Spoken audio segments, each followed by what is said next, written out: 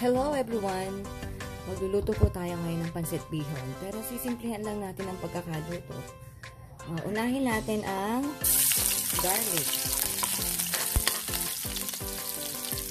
Natin may nakasamang galit pa. Tapos lagyan natin ang onion.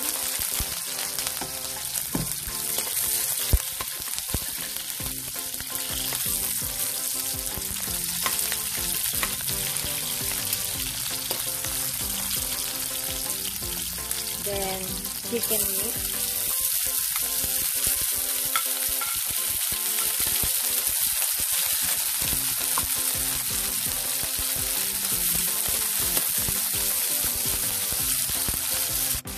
So, here we go guys. Ito, ginigisa ko yung chicken meat. Maglagay na tayo ng soy sauce. Pepper.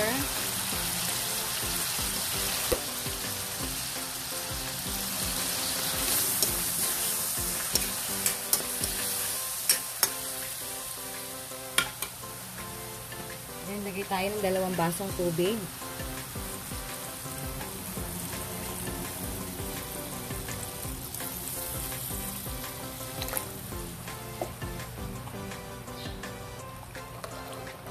Yan na guys, kailangan lang natin pakuluan.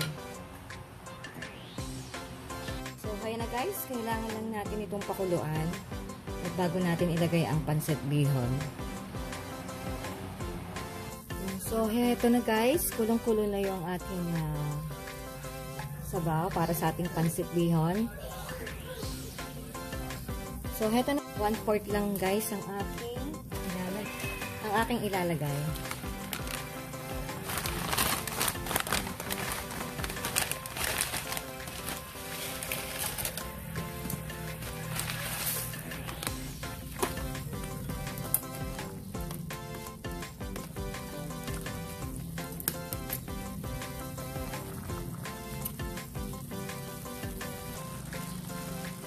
Guys, kung gusto nyo kumain ng pansit bihon na kulang sa ricado, pwede naman. Katulad ng aking niluluto ngayon, wala akong masyadong ilalawak na vegetables dito.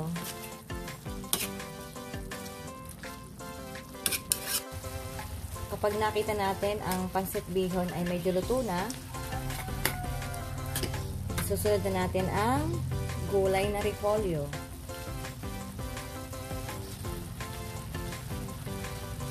Ito na guys, nag-add ako ng repolyo.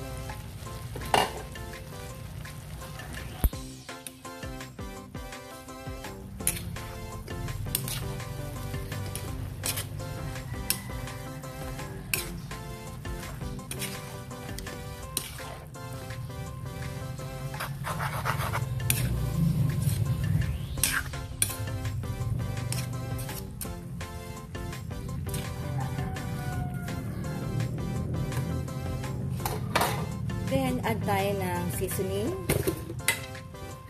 Of course, ang aking laging ginagamit ay ang Magic Sarap.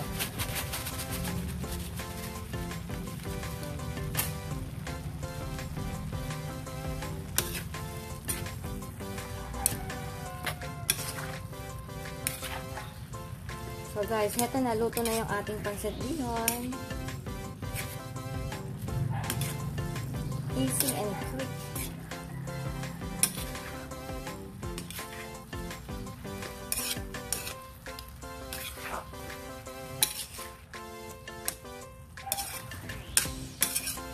So guys, pansit bihon and it's ready to serve.